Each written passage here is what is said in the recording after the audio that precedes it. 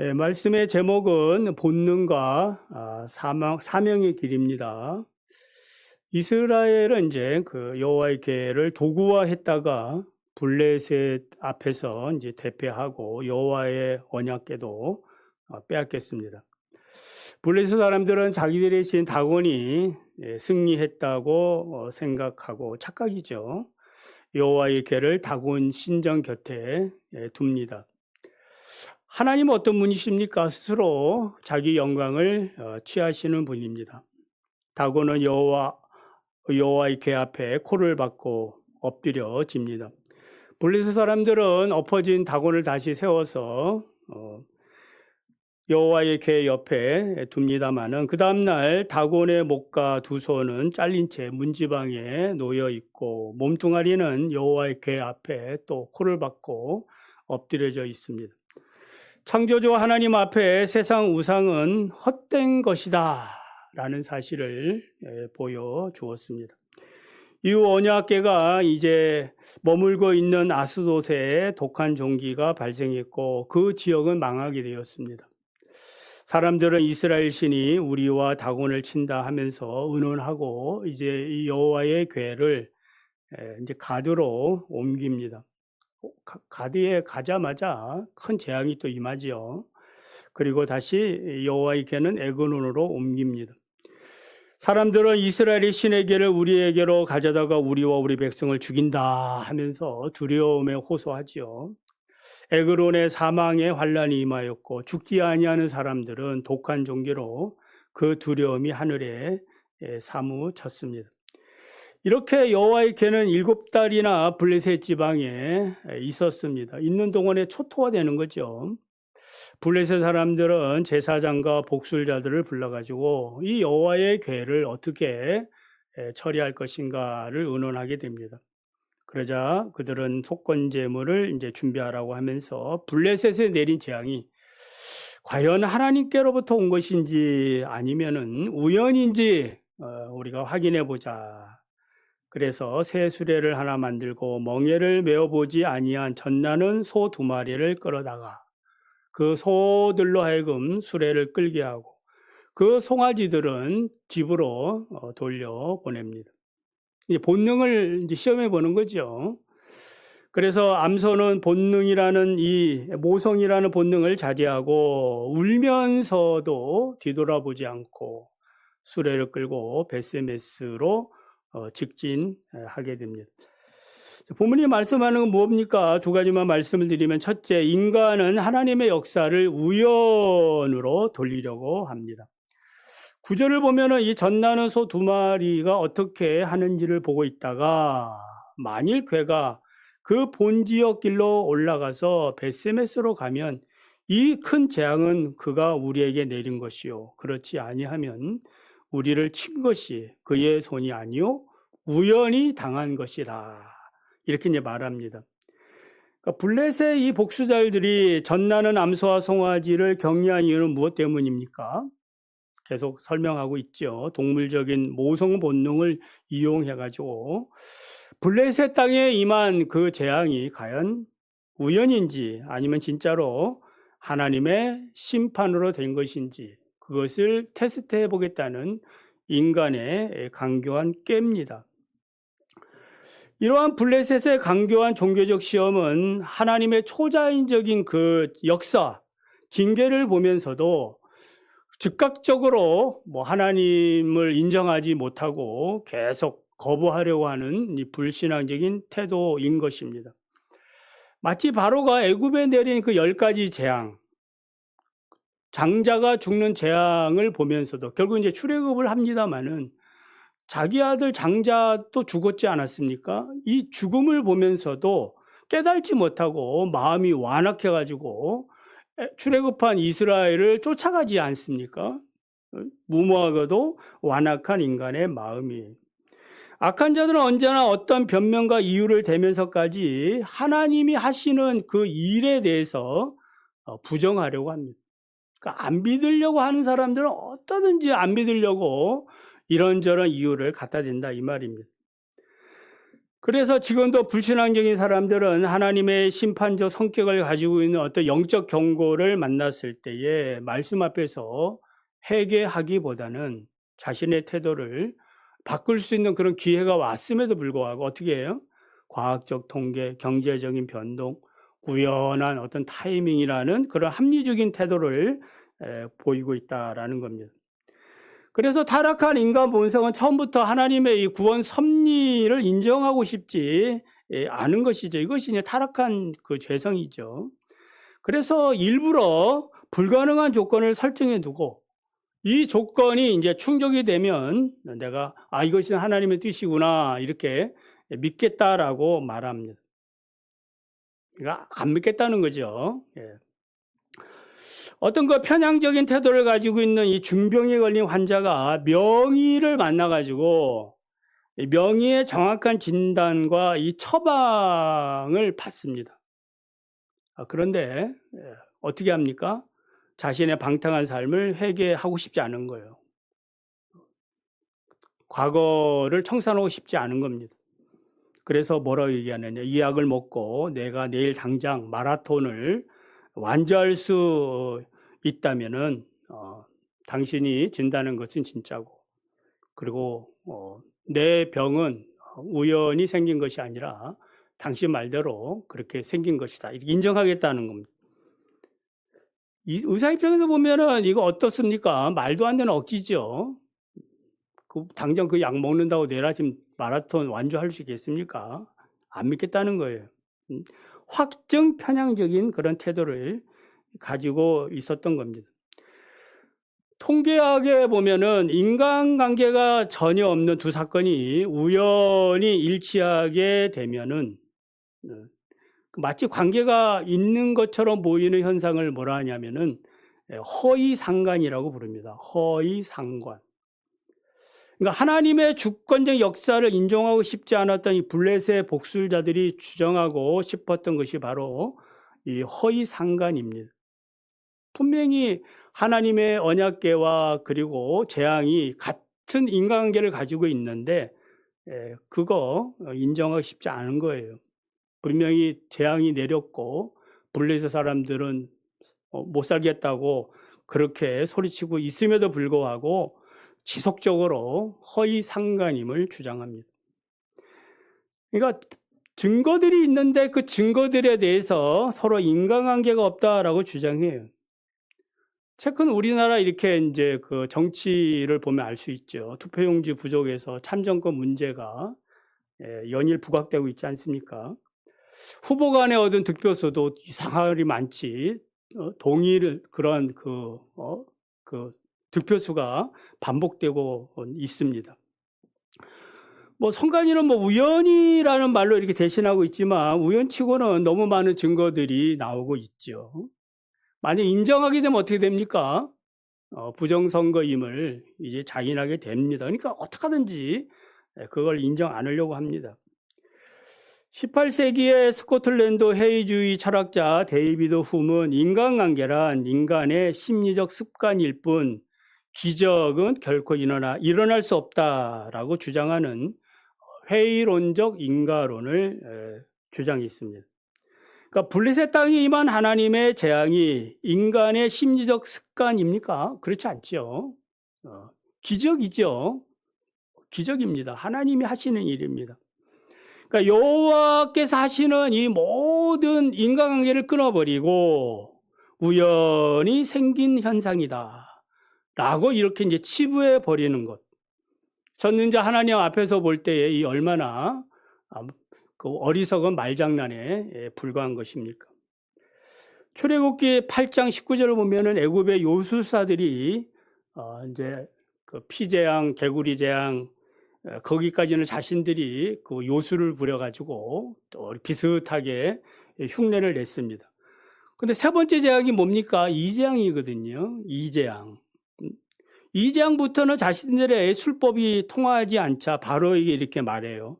이것은 하나님의 권능입니다. 요술사들이 이제 고백하는 거 하나님의 권능입니다. 왜 그렇습니까? 이는 생명체거든요. 생명 창조는 창조주 하나님만이 하실 수 있는 영역이에요. 그러나 마음이 강박한 바로는 인정하지 않습니다. 그래서 이 바로는 끝까지 앞서 설명한 허위상간, 해이주의적인 인가론, 이런 것들을 주장하면서 하나님의 역사를 우연한 일, 요행한 일로 그렇게 이제 생각했던 겁니다. 신약에 와서도 우리가 알 수 있습니다. 마태복음 16장 1절을 보면은 바리새인들과 사두개인들이 예수님께 와가지고 시험하며 뭐라고 얘기하느냐. 하늘로부터 오는 표적 보이기를 원합니다. 예수님이 수많은 그러한 그 기적을 베푸셨음에도 불구하고 바리새인들은, 이 사두개인들은 예수님을 넘어뜨리려고 이렇게 이제 자기들이 설정한 그 기준에 따라서 하늘의 표적을 또 구하고 있는 겁니다.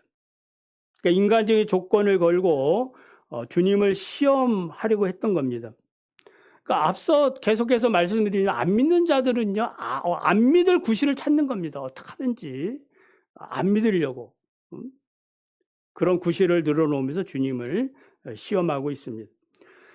지금도 우리 교회 내에는 이제 강력한 성령의 역사가 일어나지요. 회개의 부흥이 일어나면은 부흥의 현장을 보면서도 회개하기보다는 뭐라고 얘기하느냐면은 군중 심리로서 우연한 그러한 현상일 뿐이다. 감정주의의 그러한 부작용이다. 이렇게 하면서 하나님의 성령 역사를 부정하고 그리고 인간적인 생각들을 합리화시키려고 하고 있습니다. 그러므로 우리가 참된 신앙을 가지려면은 이러한 강교한 종교적인 시험을 거부하고 인간의 계산기를 내려놓고 하나님의 주권을 인정해야 할 줄 믿습니다. 그러기 위해서는 어린아이와 같은 순전한 신앙, 하나님을 향한 전적인 신뢰가 필요합니다. 블레셋은 조건이 맞아야 믿겠다고 주장하지만 참된 신앙은 그리 아니하실지라도 우리의 생각과 내 생각 다 달라도 하나님께서 뜻하신 바 이루신다는 이 주권 신앙을 가지시길 바랍니다. 우리의 삶 속에 찾아온 고난의 문제, 우연이 아니라 모든 것을 합력해 선을 이루시는 하나님의 거룩한 섭리임을 믿고 감사하며 살아야 될 줄 믿습니다. 두 번째는 본능을 이기고 사명의 길로 나아가야 합니다. 12절을 보면은 암소가 벳세메스 길로 바로 행하여 대로로 가며 갈 때에 울고 좌우로 치우치지 아니하였고 블레셋의 방백들은 벳세메스 경계선까지 따라가니라고 있습니다. 그러니까 전나는 암소들은 송아지 자기 새끼들 울음소리를 뒤로한 채 벳세메스 대로로 직진합니다. 암소의 그 눈에는 앞을 보면서도 자식 걱정으로 뭐 하고 있는 거예요? 눈물이 소한테 닭똥 같은 눈물이 그러면 이상하지만은 이 눈물이 뚝뚝 흘러내립니다. 그럼에도 불구하고 좌우로 치우치지 않고 목정한 곳까지 흔들림 없이 나아갔습니다. 이러한 현상은 피조물의 가장 강렬한 자연적인 모성 본능까지 누가 다스리는 거예요? 하나님께서 다스리고 있다. 하나님의 주권적인 통치를 우리가 발견하게 됩니다. 그리고 하나님은 블레셋의 방백들이 벳세메스 경계선까지, 벳세메스 경계선은 이스라엘 요 경계성을 얘기합니다. 소들의 뒤를 따라가므로 하나님께서 어떤 역사를 하는지 그 역사에 대한 목격자로 이제 삼으신 겁니다. 제 생각에는 뭐 이 블레셋 방백들이 그 하나님의 주권 역사, 이게 하나님이 하셨구나, 우연이 아니구나 이렇게 한다고 해도 그들이 뭐 하나님을 뭐 믿겠습니까? 어쩔 수 없구나. 뭐 이런 이제 자포자기 하면서 돌아갈 것이 분명해요. 그리고 또 다른 뭐 불신앙 논리를 만들어가지고 하나님의 역사에 도전하겠지요. 이것이 이제 세상 사람들이 하는 태도입니다. 믿을 것도 없습니다. 그러니까 하나님의 말씀과 성령의 역사가 아니면은 그 사람이 새롭게 되지 않습니다. 바로 행하여라는 말이 나오지요. 이 말은 이제 암소들이 아무런 주저함 없이 방황 없이 목표지를 향하여 직진했음을 의미합니다. 그래서 하나님께서는 암소의 이 본능적인 그런 성격을 파괴하지 않으면서도 그 발걸음을 사명의 길로 하나님이 뜻하신 그 좌표를 향하여 나아갔던 겁니다. 그래서 하나님의 주권적인 통치는 본능적으로 이러한 모성을 잠재우고 그리고 하나님이 뜻하신 곳까지 이끌어 내신다는 사실을 우리가 알게 됩니다.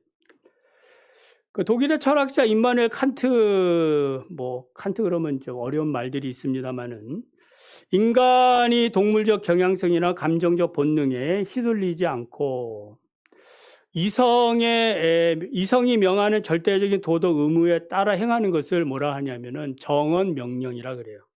정언 명령 그것만 배우면 어렵습니다만은 그러나 오늘 말씀을 들으면은 이 소를 생각하면은 이해가 쉽습니다. 영적으로 이 정언 명령은 하나님의 궤를 끌고 가는 암소들에게 동물적 본능을 넘어서서 하나님이 딱 찍어주신 좌표를 향하여 나아가게 하는, 순종하게 하는 그러한 능력을 얘기해요. 이게 정언 명령이에요. 바른 명령이다 이 말이에요. 그래서 누구든지 저나 여러분 다 할 것 없이 하나님의 말씀과 성령에 사로잡히게 되면은 어떻게 산다는 거예요? 우리의 감정적인 경향성, 본능적인 그런 경향성대로 사는 것이 아니라 하나님의 뜻대로 우리의 환경을 초월해서 사명의 길로 걸어갈 수 있게 된다라는 겁니다. 그래서 내 뜻대로 마시고 아버지의 뜻대로 되기를 원합니다. 이런 이제 고백들이 필요해요. 그래서 하나님이 아브라함을 부르셨을 때에 뭐라 그러세요? 너는 너희 고향과 친척과 아비 집을 떠나 내가 내게 보여줄 땅으로 가라. 아브라함은 어디로 갈지를 알지 못했지만 하나님의 강력한 좌표를 따라, 즉 말씀을 따라 길을 떠나게 된 겁니다. 독자 이삭을 밭으로 했을 때도 동일하지요.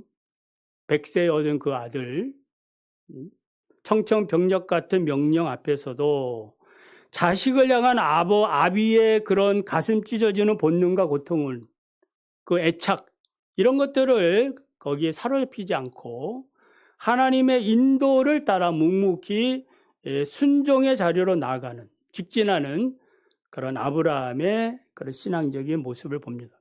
이렇게 할 때 여호와의 이레의 그 복을 경험하게 되는 겁니다. 룻기 1장 16절 보면 룻이 그 어머니 나오미를 따라가면서 하는 말이죠. 내게 어머니를 떠나며 어머니를 따르지 말고 돌아가라 강건하지 마옵소서. 어머니께서 가시는 곳에 나도 가고 어머니께서 머무시는 곳에 나도 머물겠나이다. 어머니의 백성이 나의 백성이 되고 어머니의 하나님이 나의 하나님이 되시리라. 그러니까 이 모압 여인 룻이 자신의 고향과 친족, 더 나은 그런 인간적인 삶의 조건들이 있음에도 불구하고 오직 여호와를 따라가는 그런 사명의 길로 나아갑니다. 베들레헴을 향하여 시어머니와 함께 묵묵히 직진합니다. 이렇게 육신의 안락을 버리고 자신의 모든 젊음까지 포기한 것 같지만은 어떻게 됩니까? 잘 아시죠? 보아스와 결혼을 해서 다윗의 할머니가 되고 예수 그리스도의 조상이 되어주는 그러한 위대한 복을 받았던 겁니다. 근대 선교의 아버지라 불리는 윌리엄 캐리가 인도로 떠날 때에 많은 그런 반대와 어려움이 있었습니다. 그의 아내는 정신질환과 두려움에 사로잡혀서 인도로 동행하는 것을 거부하며 울부짖었습니다. 주변의 동료들은 모두 무모한 일이다 만류합니다. 그러나 이 캐리의 심령 속에는 가족에 대한 애착과 본능적인 두려움의 눈물이 가득 찰 수밖에 없지요. 내가 과연 선교사로 인도로 가야 되는가. 그러나 결국 하나님의 세계 선교라는 사명의 멍에가 그의 심령을 강권적으로 사로잡고 있었던 겁니다. 그 좌표를 향하여 윌리엄 커리는 눈물이 흘러내렸지만은 좌우로 치우치지 않고 인도 영혼을 구원하기 위하여 선교지로 나갔던 겁니다. 예수님께서 겟세마네 동산에서 보여주신 것은 다 동일하지요. 육신의 본능적인 두려움 꺾으시고 십자가 대로를 향하여 직진하신 그리스도의 순종. 육신을 입으셨기 때문에 사망의 잔 앞에서 이 잔을 내게서 옮기시옵소서. 그렇지만 아버지의 뜻이 강력했기 때문에 치우치지 않고 골고다 십자가 대속의 죽음을 죽으셨던 겁니다. 자, 말씀을 맺습니다. 우리는 살면서 만나는 여러 가지 고난이나 징계, 질병, 물질 문제, 자녀 문제, 수많은 문제들이 있죠. 이런 문제들이 우리의 삶의 경고로 찾아올 때에 블레셋 사람들처럼 하나님의 역사보다는 우연히 재수가 없어가지고 그렇게 됐다라고 생각해서는 안 되겠죠. 하나님의 주권적인 통치 앞에서 깨어지기보다는 상황이 이렇게 돼가지고 어쩔 수 없다. 이런 식으로 우리가 취급해서는 안 됩니다. 인간의 이성의 어떤 계산기를 내버려야 합니다. 그래서 어떤 우리의 삶의 환경이든지 하나님의 거룩한 손 아래에 있음을 믿으시기를 바랍니다. 그리고 육신의 본능과 애착이 우리를 눈물짓게 만들지라도 우리가 하나님께 받은 또 직분자로서 또 사명자로서 말씀과 성령의 인도를 받으면서 내가 받은 사명의 길로 직진해야 합니다. 감정과 환경의 흔들림이 있을지라도 있을 수 있지요. 우리는 연약합니다. 그렇지만 하나님은 강하시고 그 강하신 하나님이 또 우리에게 맡겨진 가라고 하는 그 벳셈에서 경계선을 넘어서 또 주어진 길 또 잘 걸어가시는 우리 모두가 되기를 원합니다.